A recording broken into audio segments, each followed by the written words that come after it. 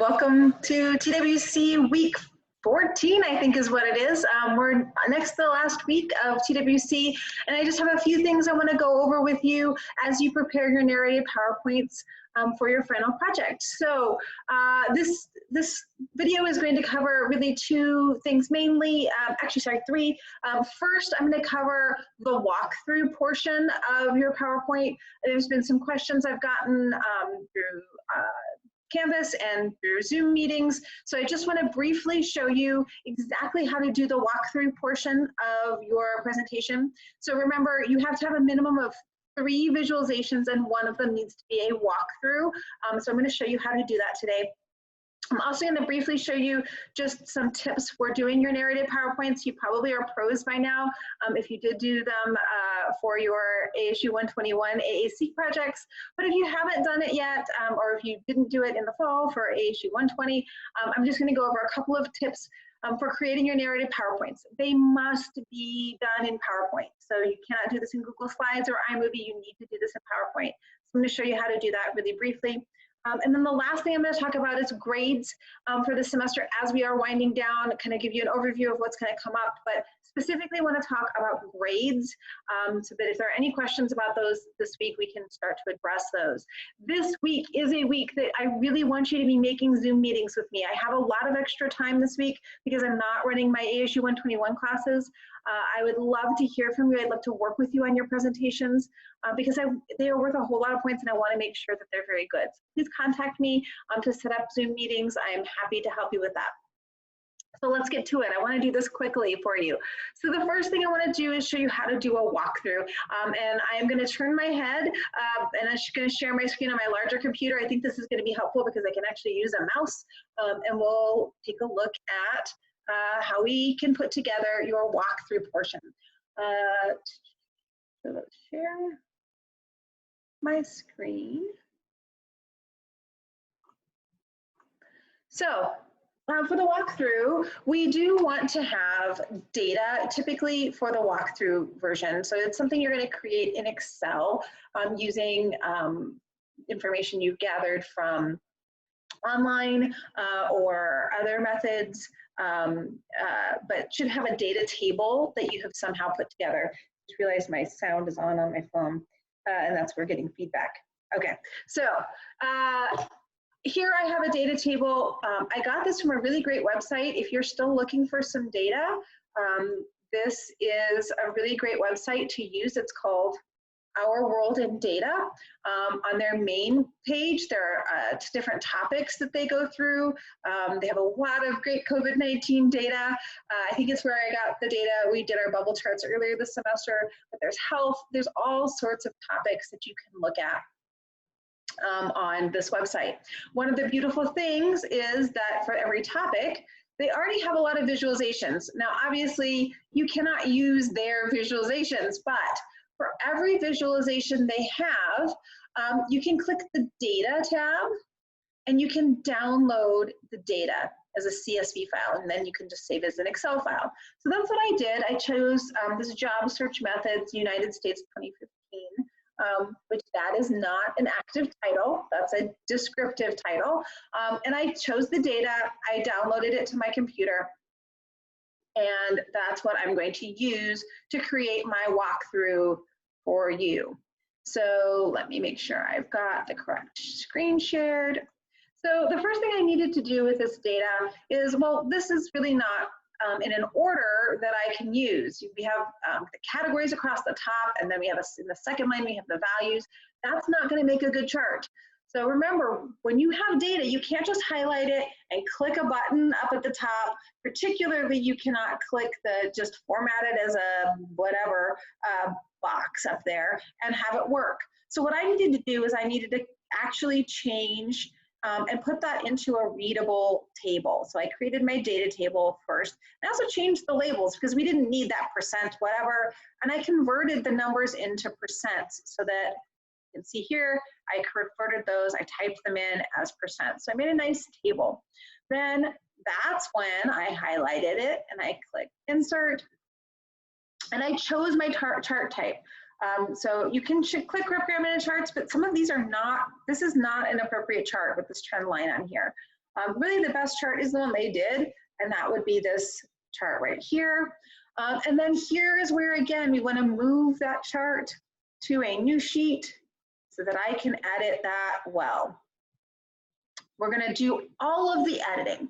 So when we're talking about a walkthrough, what I suggest you do is you edit to the last screen you want. So the perfect visual, the last visual you want, and then work backwards. So in this case, I'm going to show you in the PowerPoint.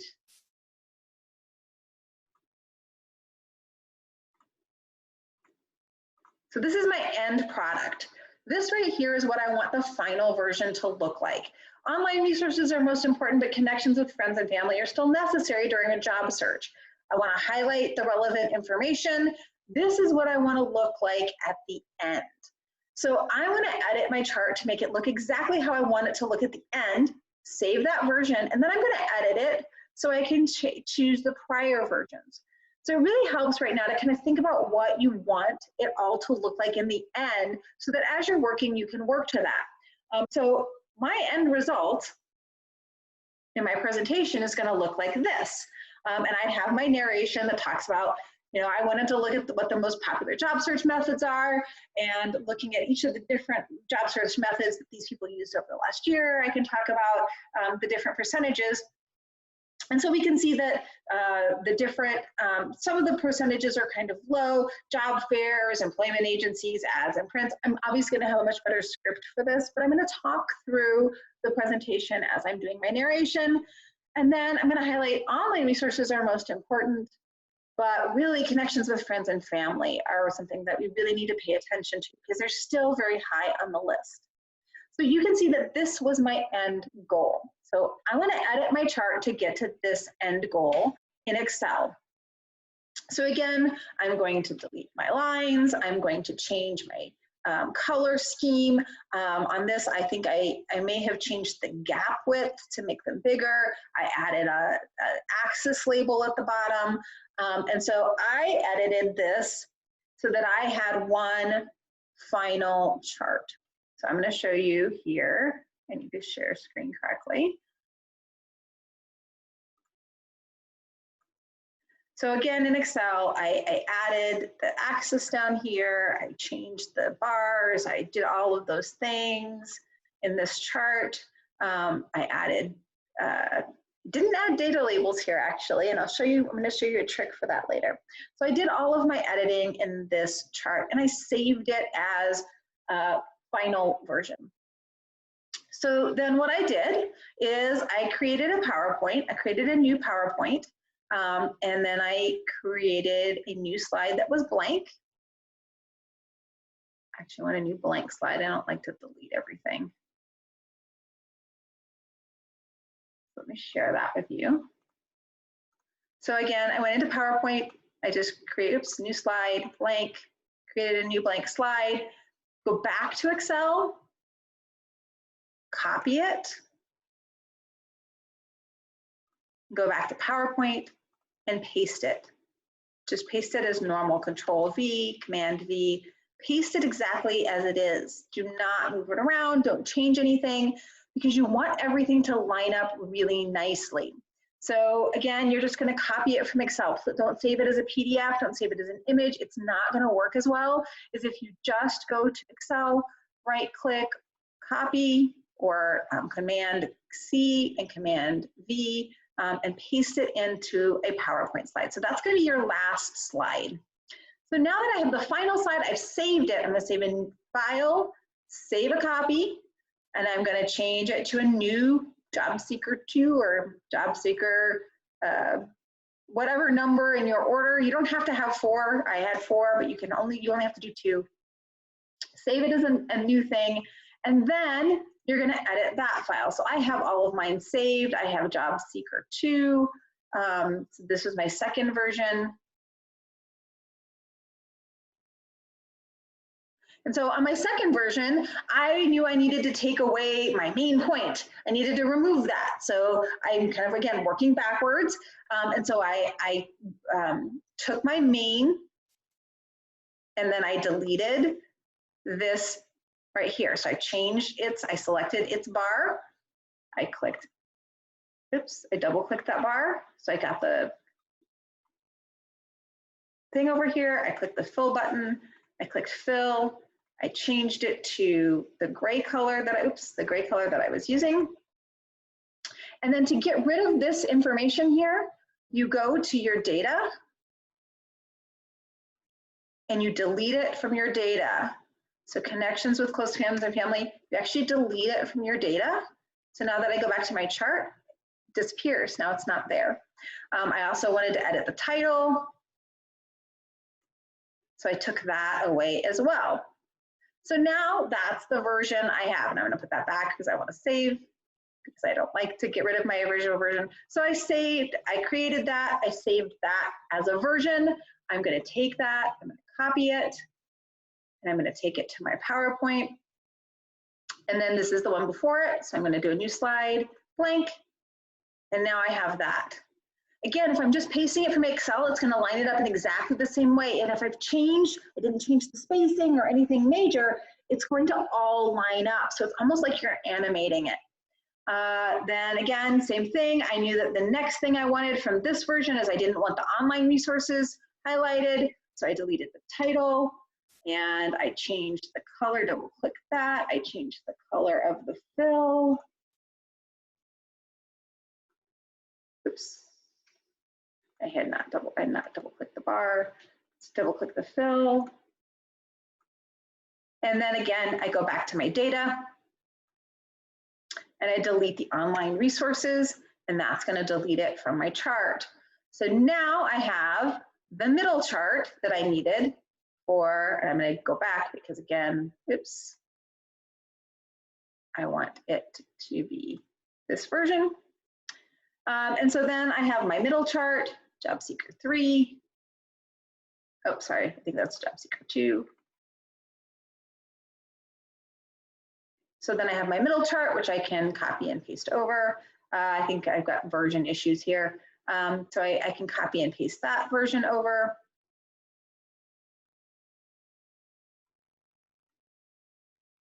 Oh, I'm sorry, it was 4 that I needed, or 3. So this is the version that I need. Take that to my PowerPoint. Again, new slide, blank. I put that on there. And then the last one I know I needed was Job Seeker 4. And that was with the original title, what job search methods are most popular, with all the stuff missing. Again, just to get that stuff missing, I went to the sheet, I deleted it all. And then, or actually on this one, I selected it all, deleted it, made all the bars the same color, put the new title on there. And then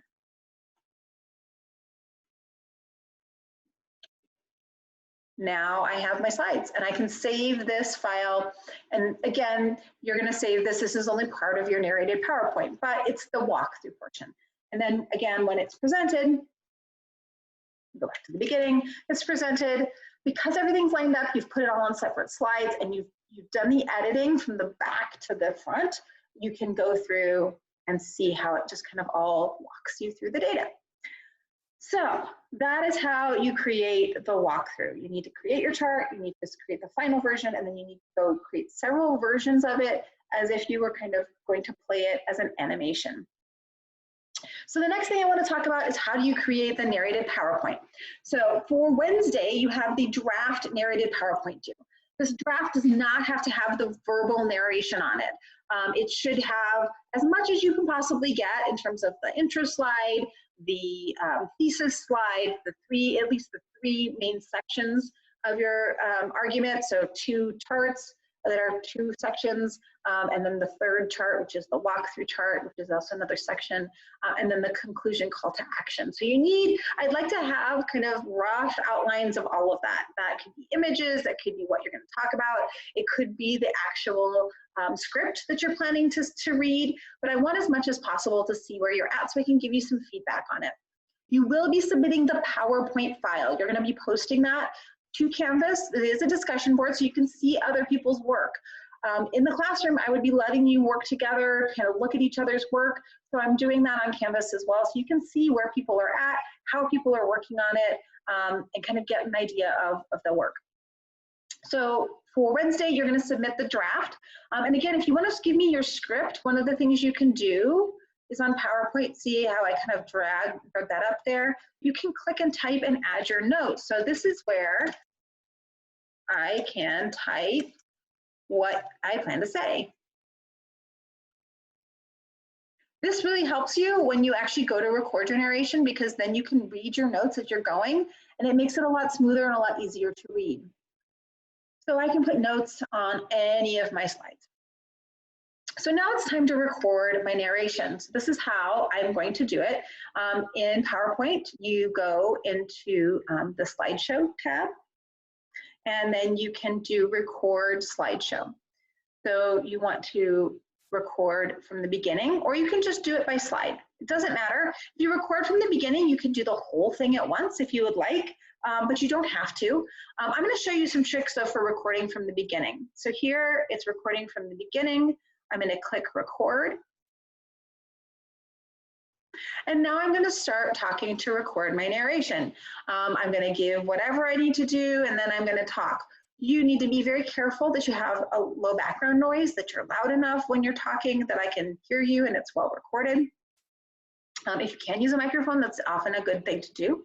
But one of the tips is, if you're going to record from the beginning, when you hit the space bar to change to the next slide, do not keep talking as you hit the space bar. So you don't want to keep talking and then hit the space bar and keep talking, because when it records, it's going to cut you off in the middle.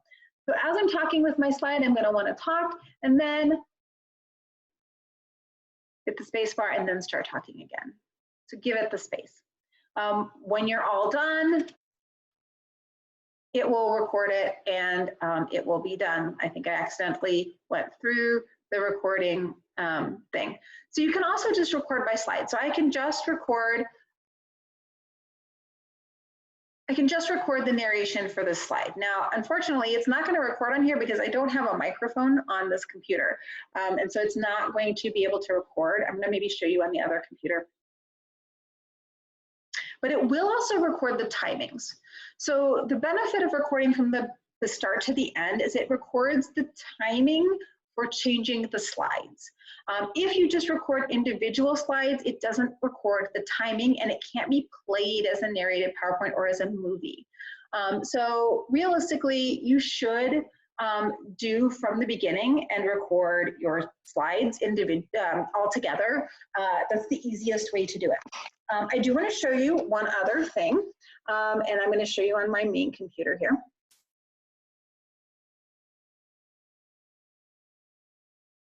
And this is a PowerPoint for one of my other classes.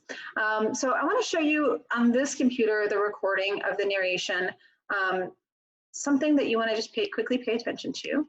So I'm going to go to, make sure I'm sharing, sharing the right screen, that's good. I'm going to go to, again, slideshow and record slideshow.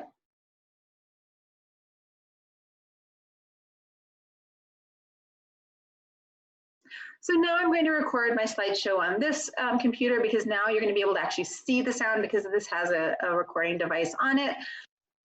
I'm going to make sure I pause between my screens and keep talking. I'm going to keep talking. I'm going to keep talking throughout my presentation. This is, again, I'm just going quickly. Whoops, it's showing a video.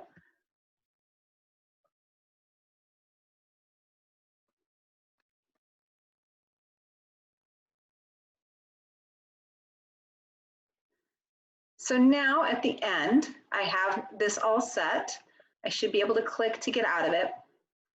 So now it's recorded the narrations. And this is something I wanted to make sure you see. On each slide now, there's this little tiny recording, and that's each of the individual narrations. So you still have the narrations here.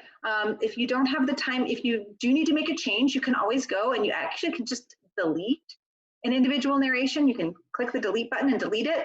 You can record just that slide, but then the timings you would need to redo.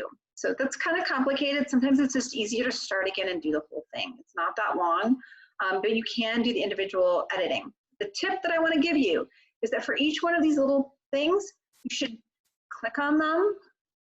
Let me share this screen here for you.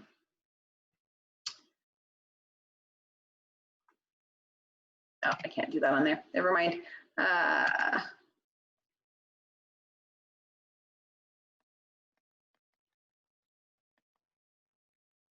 Sorry, we're going to share the screen here because I can't do it on the other one because it's not there. So on each one of these, you can click on this and drag it off. This is why I wanted to use the mouse. You can click on it and drag it off so we don't see it on your slide. So we can drag it away. It will still play.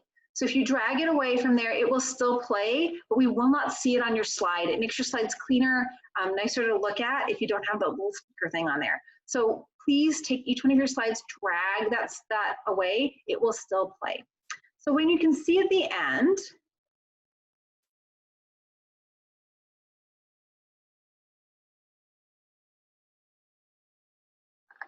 we didn't start at the beginning. Once I click play,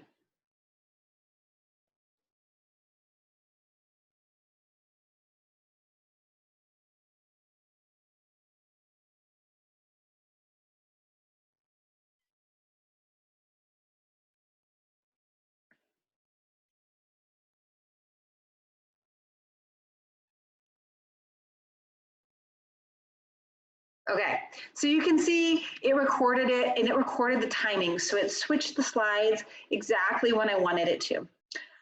For Wednesday, please submit the PowerPoint. Again, it doesn't have to have the narrations, but I want to see the PowerPoint slide. For your final narrated PowerPoint, you can submit either the PowerPoint or an MP4 file, which is the video file. So what you'd want to do for that is click File, Export, create a video.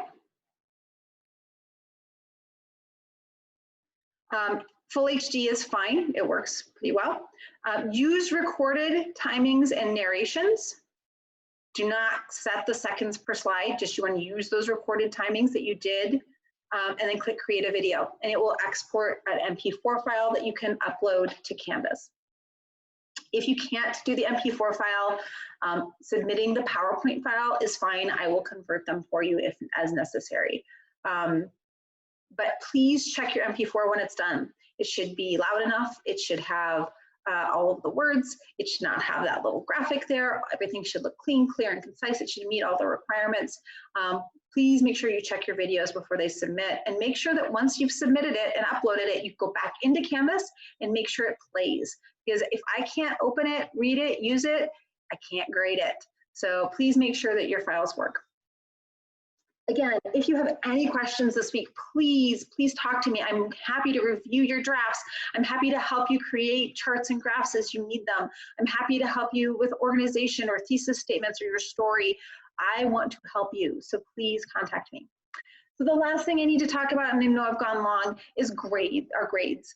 So this week, your narrated PowerPoints are due Sunday night by midnight. I am going to take them, convert them, and then next week you will have an assignment to grade and review 5 other people's work.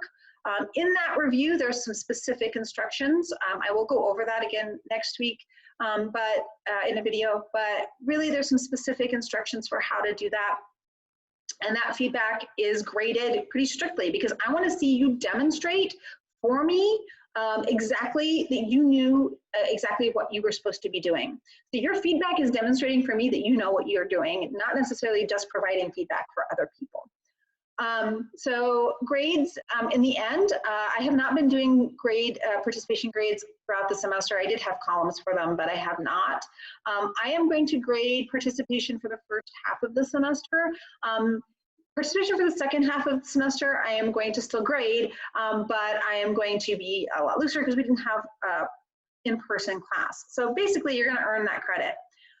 In general, I use participation to help you and not to hurt you. So I go through, I grade everything, and then at the end, what I do is I put in what participation grade you should have earned, And then if additional participation credit would help you get to the next grade and there's still participation credit to be given, I will give you that participation credit. I obviously won't give you more points than are possible, but I will use participation to help you. The other thing that you need to know about my grading is that if you currently have a minus in the gradebook, so you have a B minus, an A minus in the gradebook, when final grades are all done, if you have a minus, when I go transfer those to the gradebook or into your transcript, I do not put minuses on your transcript. I only put the whole grades. So if you have a B minus, you will earn a B on your transcript. Now, if you've earned a B plus or you've earned an A plus, you will earn that plus on your transcript. It's kind of the best of both worlds in my viewpoint. If you have questions about your grade, if you've struggled since we went online and your grade has dropped, please contact me and talk to me about what we can do to help you with your grade. I can't give you a grade, you need to earn it, but there are some things we can work out and discuss that I want to make sure we talk about.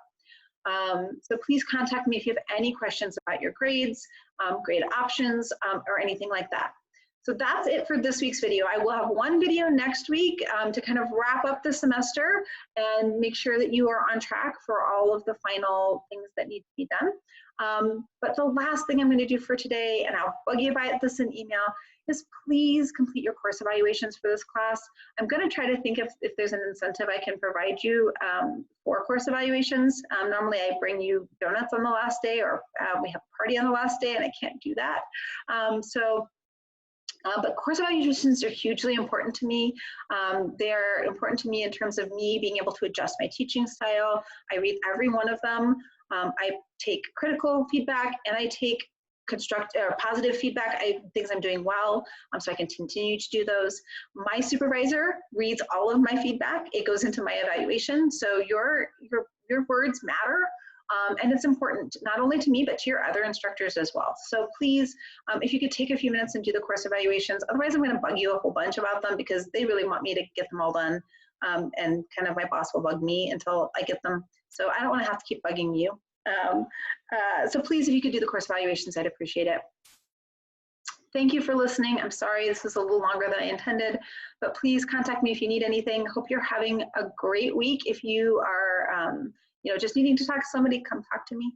But otherwise, I will make a video for you next week. Bye.